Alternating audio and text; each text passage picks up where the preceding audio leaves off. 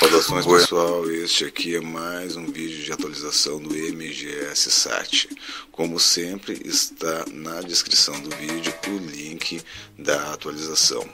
Lembrando sempre que a data que está aqui acima deste vídeo, nomeando o vídeo, é a data da atualização, que está postada na descrição. Portanto, para quem não conhece ainda o MGS Sat, aviso, é um canal de atualização, especificamente para atualização. O decodificador que vocês quiserem, basta ir nas pesquisas de vídeos, pôr o nome do decodificador, dar um enter e vai ver todos os arquivos relacionados que tem no canal relativos a esse decodificador. Certo, pessoal?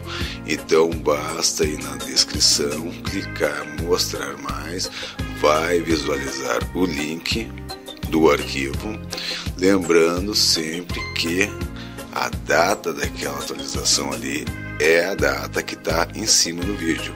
Salve então o vídeo de sua preferência como favorito, e se uma hora ver que seu aparelho está dando algum probleminha que você achar que é atualização, vá lá no vídeo e observe se o vídeo mudou a data. Se mudou a data, como eu falei antes, a data que está é referente à atualização que vai estar disponível ali embaixo na descrição.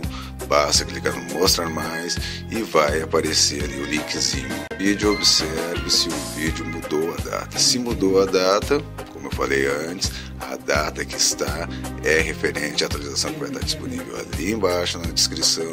Basta clicar no mostrar mais e vai aparecer ali o linkzinho da atualização, certo?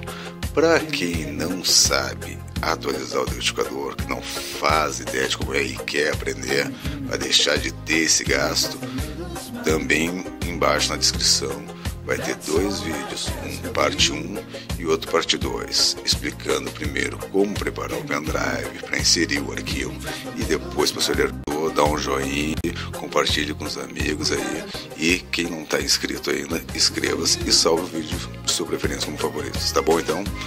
Então até a próxima atualização, um abraço para todos.